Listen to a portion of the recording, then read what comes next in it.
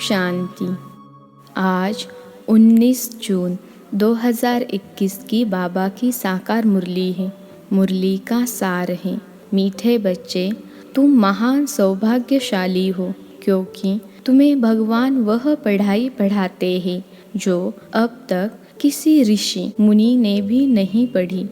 प्रश्न है, ड्रामा की कौन सी भावी तुम बच्चे जानते हो, दुनिया के मनुष्य नहीं? उत्तर है, तुम जानते हो इस रुद्र ज्ञान यज्ञ से विनाश ज्वाला प्रज्वलित हुई है। अब सारी पुरानी दुनिया इसमें स्वाहा हो जाएगी। यह भावी कोई टाल नहीं सकता। यह ऐसा अश्वमेध अविनाशी रुद्र यज्ञ है जिसमें सारी सामग्री स्वाहा होगी। फिर हम इस पतित दुनिया में नहीं आएंगे। इसे ईश्वर की भावी नहीं, ड्रामा की भावी कहेंगे। गीत है, मुखड़ा देख ले प्राणी। ओम शांति। तुम बच्चे भी मनुष्य हो। यह मनुष्यों की सृष्टि है। इस समय तुम ब्राह्मण धर्म के मनुष्य बने हो। बाप शिक्षा देते हैं आत्माओं को। आत्मा को अभी अपने स्वधर्म का पता है कि हम आत्मा इस शरीर को चलाने वाली है। आत्मा का यह रथ है। जैसे बाप इस रथ पर आकर सवार हुए हैं, तुम्हारी आत्मा भी इस रथ पर सवार है। सिर्फ आत्मा को यह ज्ञान भूल गया है कि हम आत्मा शांत स्वरूप हैं। हमारे रहने का स्थान ही मूल वतन में है। यह शरीर हमको यहाँ मिलता है। ऐसे ऐसे अपने साथ बातें करनी है। बाप कहते हैं, तुम आत्मा शांत स्वरूप हो। अगर तुम चाहो हम शांति में बैठें तो अपने को आत्मा समझ शांति धाम के निवासी समझो। थोड़ा समय शांति में बैठ सकते हैं। मनुष्य शांति ही मांगते हैं। मन को शांति चाहिए, यह आत्मा ने कहा। परंतु मनुष्य यह नहीं जानते हैं कि मैं आत्मा हूँ, यह भूल गए हैं। एक कहानी भी है ना, रानी के गले में हार पड़ा था और ढूंढती थी बाहर। तो बाप भी समझाते हैं, शांति तो तुम्हारा स्वधर्म है। बच्चों ने समझा है, हम आत्माएं शांत स्वरूप हैं। यहाँ आए हैं पार्ट बजाने। इन ऑर्गन से डिटैच हो जाते हैं तो आत्मा शांत है। आत्मा अपने स्वधर्म शांति में जितना चाहे बैठ सकती हैं। चाहो हम इस शरीर से काम न करें तो शांत में बैठ जाओ। यह है सच्ची शांति। इनको तुम ढूंढते नहीं, तुम्हारा स्वधर्म शांत है। अभी यहाँ पार्ट बजा रहे हैं। बाप द्वारा मालूम पड़ा है, हमने 84 जन्मों का पार्ट बजाया। इन 84 जन्मों के चक्र का कोई को पता नहीं, सिर्फ तुम बच्चे ही समझते हो। पहले हम सूर्यवंशी राजा व प्रजा थे, फिर चंद्रवंशी सो वैश्यवंशी सो शूद्रवंशी बने। अब फिर से हमको सूर्यवंशी बनना है। तुम बच्चे सृष्टि के आदि मध्य अंत को जान गए हो। तुम कितने सौभाग्यशाली हो। बाप तो यथार्थ बात समझाते हैं। यह है ही सद्गति मार्ग। यह समझाना है कि सर्व का सद्गति दाता एक है। अभी जान गए हो, हमको बाबा आकर 21 जन्मों के लिए सद्गति प्राप्त करा रहे हैं। बाहर वाले मनुष्य इन बातों को जानते ही नहीं। तुम ब्रह्मा कुमार कुमारियाँ ही जानते हो। कोई पूछते हैं, तुम बीके क्या जानते हो? परीक्षा तो होनी ही चाहिए कि ब्राह्मण व ब्राह्मणी है व नहीं। अगर तुम ब्रह्मा के बच्चे हो तो सृष्टि चक्र को जानते होंगे। बाप रचयिता को जानते हो। ऋषि मुनि आदि तो रचता और रचना को जानते ही नहीं, तो गोया नास्तिक ठहरे। तुम भी नास्तिक थे। तुम भी रचता बाप और रचना के आदि मध्य अंतों को नहीं जानते थे। स्कूल में पहले अनपढ़ ही आते हैं, फिर कहेंगे स्कूल में यह पढ़ा है। अभी तुम हो ईश्वरीय पढ़ाई में। परमपिता परमात्मा तुमको पढ़ा रहे हैं। यह बुद्धि में समझना चाहिए। रचता तो एक शिव बाबा ही है। रुद्र ने ज्ञान यज्ञ रचा, यह शास्त्रों में भी है। अब रुद्र और शिव परमात्मा में फर्क तो कोई है नहीं। यह भी है कि रुद्र ज्ञान यज्ञ से विनाश ज्वाला निकली। सिर्फ रुद्र शिव की जगह कृष्ण का नाम डाल दिया है वही गीता।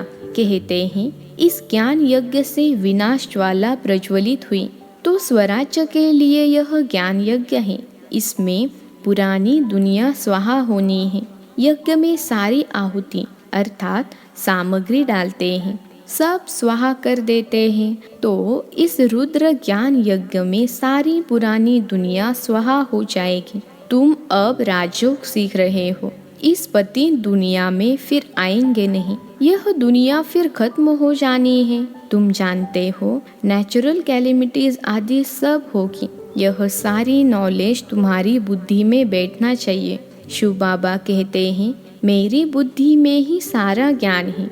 बाप सत है, चैतन्य है, ज्ञान का सागर है, सृष्टि के आदि मध्य अंतों को जानते हैं। ऋषि मुनि तो कहते हैं हम रचता और रचना को नहीं जानते। तुमसे कोई पूछेंगे तुमको क्या मिलता है, बोलो जिसको बड़े बड़े ऋषि मुनि आदि कहते थे कि हम रचता और रचना के आदि मध्य अंत को नहीं जानते हैं, सो हम जानते हैं। रचता बाप के सिवाय रचना के आदि मध्य अंत का राज कोई समझा नहीं सकता, रचता ही समझाएंगे। तुमको मालूम है मक्खियों की भी रानी होती है, रानी के साथ पीछे पीछे सब मक्खियाँ जाती हैं। रानी अर्थात माँ के साथ उनका कितना संबंध है।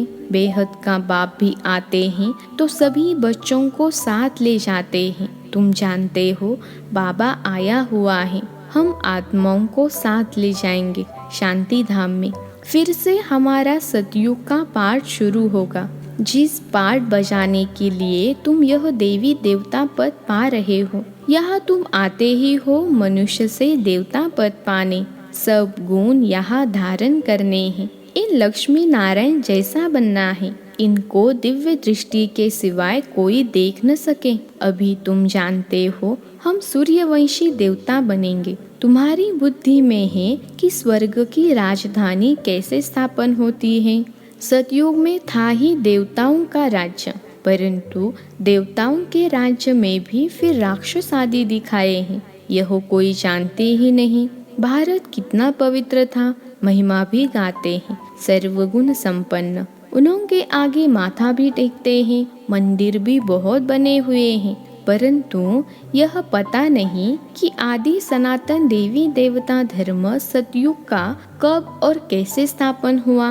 भारत जो इतना ऊंच था वह नीच कैसे बना, यह किसको भी पता नहीं है। कहते हैं यह भावी बनी बनाई है, किसकी भावी है वह भी नहीं समझते। ड्रामा की भावी समझे तो समझ में आए। ड्रामा का रचयिता क्रिएटर डायरेक्टर कौन है, सिर्फ कह देते ईश्वर की भावी। ड्रामा कहने से ड्रामा के आदि मध्य अंतों को जानना चाहिए। सिर्फ किताब पढ़ने से ड्रामा का पता नहीं पड़ सकता है, जब तक जाकर कोई ड्रामा देखे नहीं।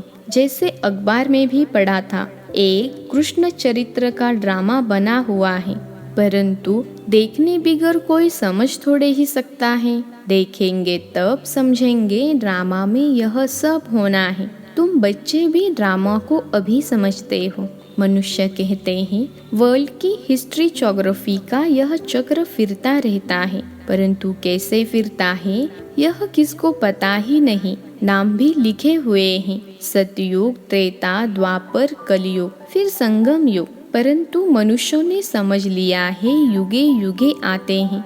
सतयुग त्रेता का भी संगम होता है, परंतु उस संगम का कोई महत्व नहीं है, वहाँ तो कुछ होता नहीं। यह बातें तुम जानते हो।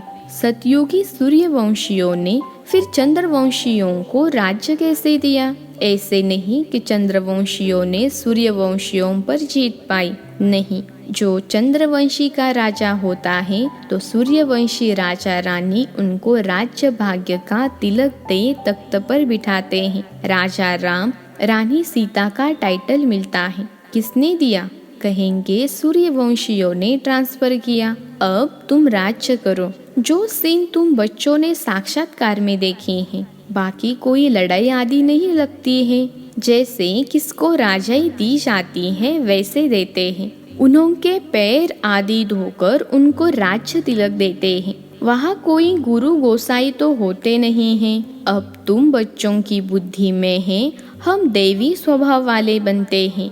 सूर्यवंशी चंद्रवंशी राज्य में हम कितने सुखी होंगे।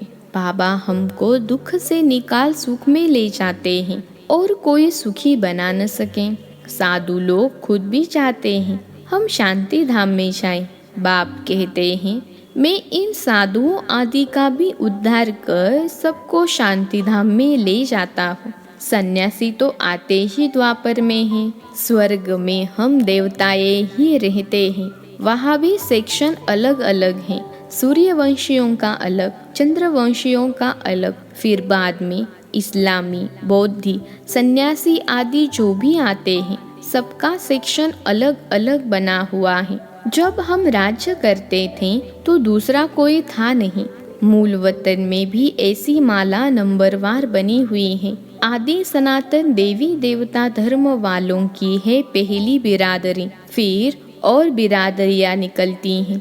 यह बिरादरी है बड़े ते बड़ी, और दूसरे जो धर्म स्थापक आते हैं सब उनसे निकले हुए हैं। तुम कहेंगे इस्लामियों की है सेकंड नंबर बिरादरी, फिर बौद्धियों की बिरादरी थर्ड नंबर।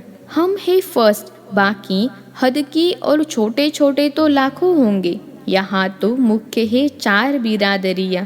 पहले पहले हम आते हैं, फिर इस्लामी, बौद्धि, क्रिश्चियन आदि आते हैं। अभी हम नीचे गिर गए हैं। हमको ही 84 जन्म ले पाठ बजाना पड़ता है। जो अभी लास्ट में हैं वही फिर फर्स्ट में होंगे। देवी देवताएं अब पतित होने के कारण अपने को देवी देवता कहला नहीं सकते। देवताओं को तो पूछते हैं, इससे सिद्ध है उन्होंने बिरादरी के हैं। सिख लोग गुरु नानक को मानते हैं, उनकी बिरादरी के हैं। सतयुग में पहला नंबर हमारी बिरादरी है। उनसे ऊंच बिरादरी कोई होती नहीं। हम ऊंचते ऊंच बिरादरी वाले हैं। हम सबसे जास्ती सुख भोगते हैं, फिर वही कंगाल बनते हैं। सबसे जास्ती दुखी यह है। कर्जा भी यह लेते रहते हैं। कितने साहूकार थे, अभी कितने गरीब हैं। सब कुछ गवा बैठे हैं। यह है ही दुख धाम। अब बाप फिर तुमको सुख धाम का मालिक बनाते हैं। बाकी सब चले जाएंगे शांति धाम। आधा कल्प तुम सुख भोगते हो, बाकी सब शांति में रहते हैं। चाहते भी हैं हम मुक्ति में जाए। सुख को काक विष्टा समान समझते हैं। उनको सुखधाम का अनुभव ही नहीं है। तुमको अनुभव है, महिमा भी गाते हैं, परंतु पतित होने के कारण भूल गए हैं। अब बाप याद दिलाते हैं, हे भारतवासी, तुम देवी देवता धर्म के हो। द्वापर से नाम बदली कर दिया है। देवता धर्म वाले ही पतित बन गए हैं। गाते भी रहते हैं, हे पतित पावन आओ। बाप ने बताया है तुम कितने जन्म पावन दुनिया में थे, कितने जन्म पतित दुनिया में है। अब फिर पावन दुनिया में जाना है। यह पाठशालाओं की पाठशाला है, यज्ञों का यज्ञ है। सारी पुरानी दुनिया इसमें खत्म होनी है। होलिका जलाते हैं। यह सब पर्व अभी के हैं। आत्मा चली जाएगी, बाकी शरीर खत्म हो जाएंगे। यह नॉलेज कोई सन्यासी आदि दे न सके। गीता में कुछ है, परंतु आटे में लून यानी नमक ज्ञान प्रायलोप हो जाता है। शिव बाबा कहते हैं हमने यह यज्ञ रचा है। इनमें तन मन धन सब स्वाहा करते हो, जीते जी मरते हो। यह ज्ञान तुमको अभी मिल रहा है। अच्छा, मीठे मीठे सिखिलते बच्चों प्रति माता पिता बाप दादा का याद प्यार और गुड मॉर्निंग। रूहानी बाप की रूहानी बच्चों को नमस्ते। हम रूहानी बच्चों की रूहानी माता पिता बाप दादा को याद प्यार गुड मॉर्निंग और नमस्ते बाबा नमस्ते। धारणा के लिए मुख्य सार। पहली पॉइंट है, सुख धाम में जाने के लिए अपना देवी स्वभाव बनाना है। ड्रामा के आदि मध्य अंत के राज को बुद्धि में रख हर्षित रहना है। सबको यही राज समझाना है। दूसरी पॉइंट है, स्वराज्य लेने के लिए इस बेहद यज्ञ में जीते जी अपना तन मन धन स्वाहा करना है। सब कुछ नई दुनिया के लिए ट्रांसफर कर लेना है। आज का वरदान है, सर्व आत्माओं पर स्नेह का राज्य करने वाले विश्व राज्य अधिकारी भव। सर्व आत्माओं पर स्नेह का राज्य करने वाले विश्व राज्य अधिकारी भव। विश्लेषण है, जो बच्चे वर्तमान समय सर्व आत्माओं के दिल पर स्नेह का राज्य करते हैं, वही भविष्य में विश्व के राज्य का अधिकार प्राप्त करते हैं। अभी किसी पर ऑर्डर नहीं चलाना है, अभी से विश्व महाराजन नहीं बनना है, अभी विश्व सेवाधारी बनना है। स्नेह देना है, देखना है कि अपने भविष्य के खाते में स्नेह कितना जमा किया है। विश्व महाराजन बनने के लिए सिर्फ ज्ञानदाता नहीं बनना है, इसके लिए सबको स्नेह अर्थात सहयोग दो।